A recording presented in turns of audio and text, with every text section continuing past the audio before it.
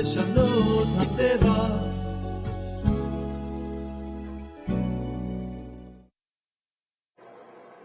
With the help of Hashem, we start a new series in Mishnios. We start, of course, with Brachos in the Seder of Zerayim, Perek Aleph, Mishnah Aleph. A simple translation, a little simple overview, and with a little extra musar and Chassidic on the side. We'll see how it goes. Ne'emasai Korin Shema Ba'avris. From when onwards are we to read the Shema in the evening? Mishal Shakawanim Miknasim Le'echo B'Sramasan Ad Soif Harishmora Harishona. From the moment when the priests come in home to eat of their priesthood, up to the end of the first watch. Divrei Rabbi Eliezer v'chol me'omer ad chatzos. Rabbi Gamliel omer ad sheyale amud hashachar. So we're arguing as to when is the time that you can read the Shema up to. You know, the evening comes, it gets dark. We're chayev, it's a responsibility. We have a mitzvah to say Shema Yisrael Hashem Elokeinu Hashem Echad v'Ahavta Hashem Elokecha, and to say these paragraphs of the Shema every day in the evening, and we'll talk about the other times. So if a person is going to be chayev something, which means there should be a point to when they can't do it anymore. So according to the Mishnah, we say it up until the first watch of the evening. And according to Rabbi Eliezer,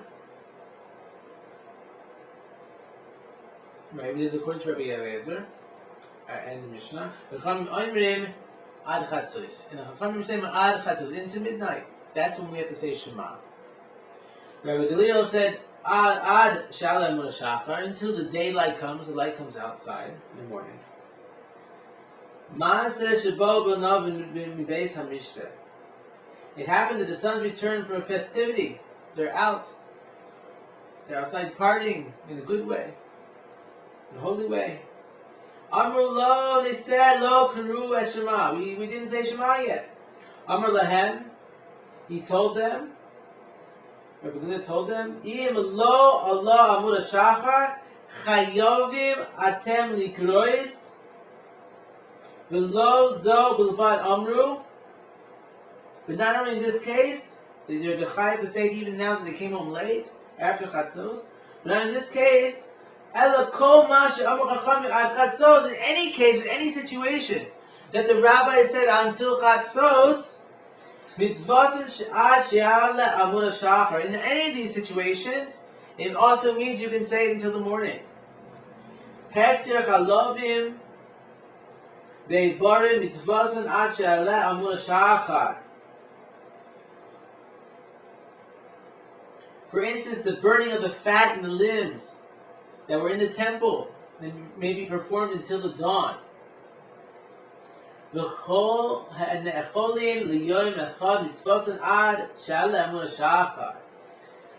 the sacrifices which must be eaten on the same day have their proper times till dawn. So also, when it came to the sacrifices in the temple, whenever it said ad chatzos, anything that had to be until chatzos, you could go and you could have it and eat it until the morning. Similarly to this idea from Rabbi Gamliel that you can also say until the morning, the dawn, the Shema.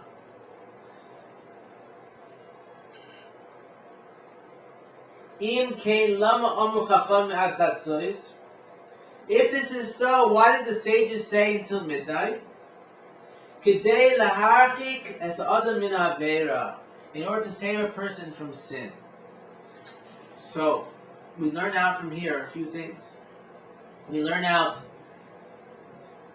as a general life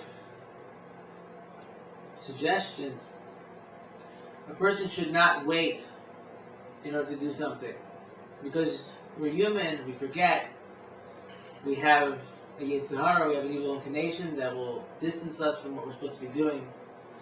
So if you see a mitzvah, you have to grab it. You shouldn't wait for the last minute because you might forget.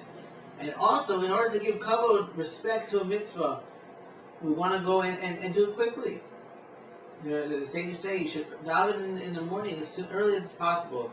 To daven at night when the sun arises is the best time, the most successful time in prayer, where the gates are most open. And the same thing, if you have a mitzvah to do, you should grab it, finish it as quickly as possible. And Rabbi Nachman says, here's the Chassidic standpoint, Rabbi Nachman says that a person many times in life, they have something that they need to do that they don't really like doing. They have to go to the area, to the city hall, to file some paperwork, and they have to wait on a long line. It's annoying. Rabbi Nachman says you do that thing as soon as possible, because if you don't do it, in the back of your head it's always bothering you, and you push it away, and it gives you even more sorrow. Whereas if you would just get the thing done right away, you'd have less on your shoulders, and you'd be happier. So in general in life, don't push things off. If you see you need to do something, do it, get it done. And how much more so does it apply to mitzvot, to the karbonos in the temple? They didn't wait. The Kohanim, they would go eat the karbonos right away if they could. Didn't wait till the morning dawn. But they could if they needed to in many cases.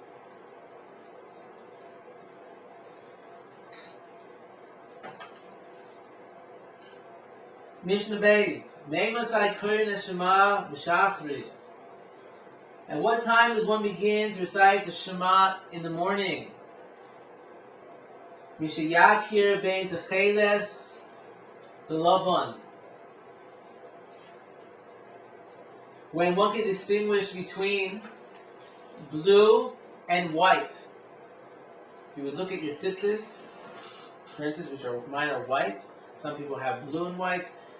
In the times of the temple, when we knew what was the correct way to formulate the blue dye, and we knew without question the chalitzon worm, or fish as they call it, I'll think of it as a worm, the fish-like creature that was blue, would make a dye for the tzitzis that was blue and white. So you look at your tzitzis, and if you could see the difference between white and blue, then you knew that you could begin to recite the Shema.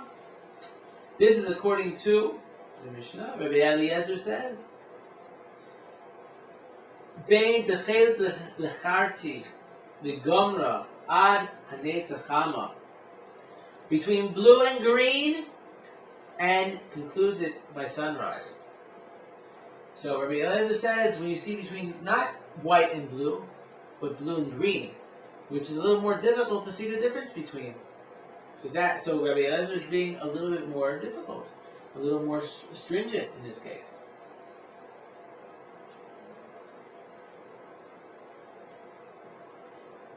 Rabbi Yeshua Omer, Ad shalosh sha'os shekein der b'nei malachim la'amod v'shalosh sha'os ha'korei mikan ve'elech lo hifsid ka'adam ha'korei b'Torah. Rabbi Yeshua says until the third hour, because it is a habit of the children of the kings to rise at the end of the third hour.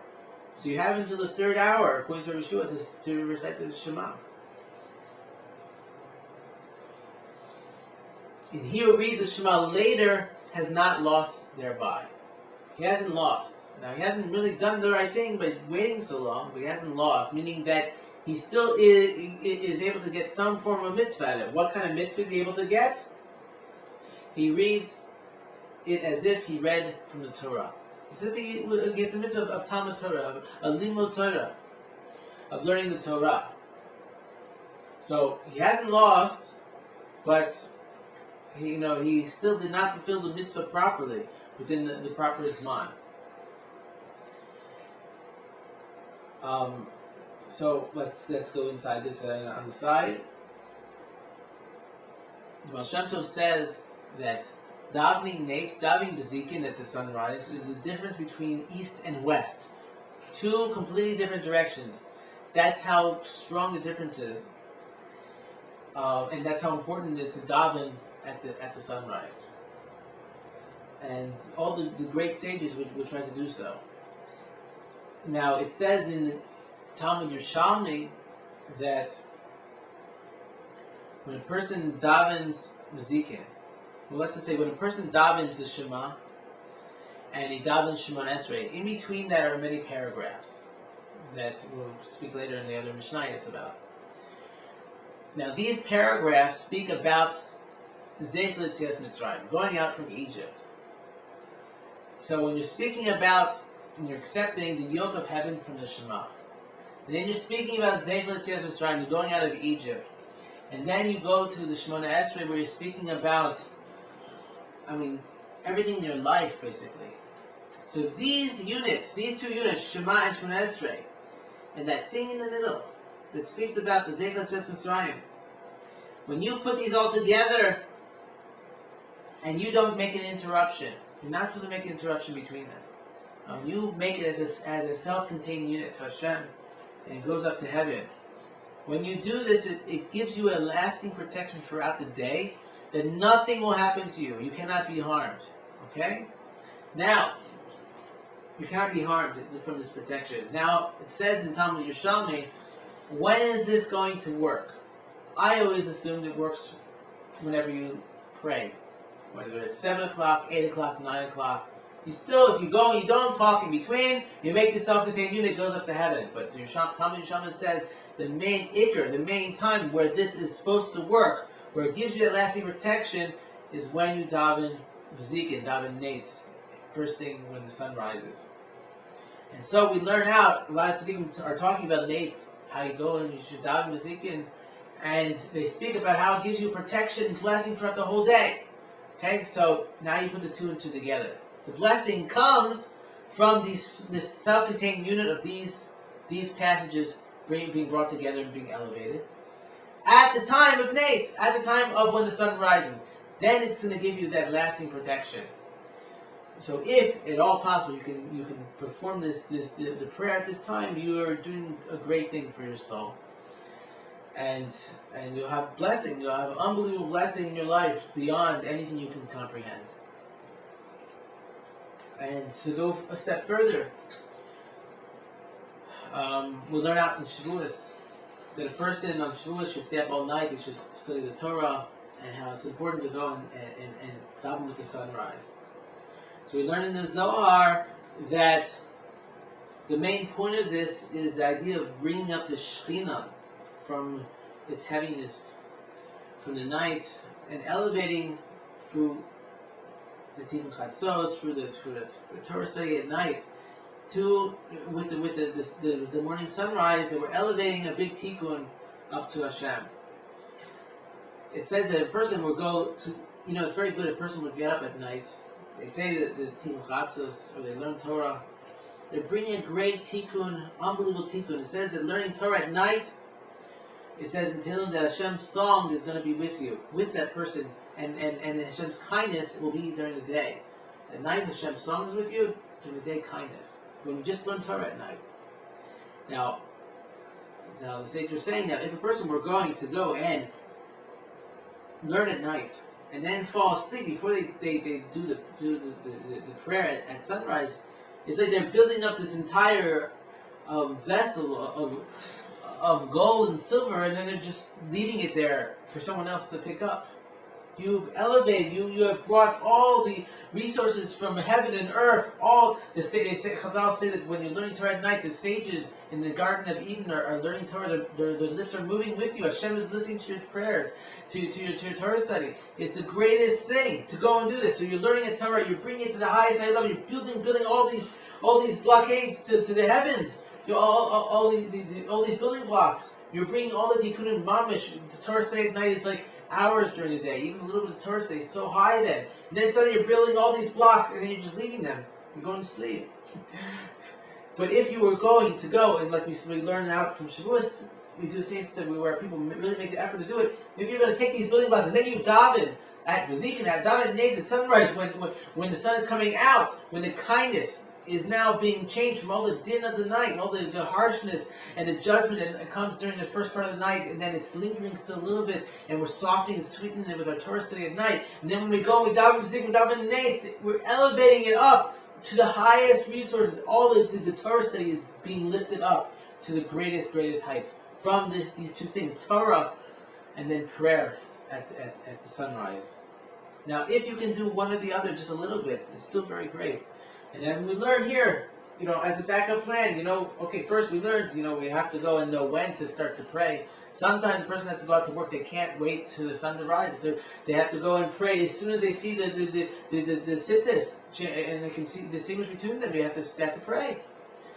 And to see the difference of the colors. While others, they're up late at night working sometimes, or they're studying, and they get up a little bit later. And we learn, 3 hours, but and then we learned, so then afterwards it's Torah study. But we learned from Chazal that if you put on your tefillin after the Zman of Kriyas Shema, from the sages have told us, these are the Zman of Kriyas Shema where you really should say the Shema in the morning. If you were to put on your tefillin afterwards and say Shema, they say you bring yourself, I don't know the exact terminology, I wouldn't say a curse, but you bring yourself a certain din, a certain judgment for that day. It's like you didn't say Hashem's name when you said Hashem Shema Yisrael Hashem Echad. You didn't say it almost like in a truthfulness when you pray after the Zman that the sages have said, which you could learn out somewhere else.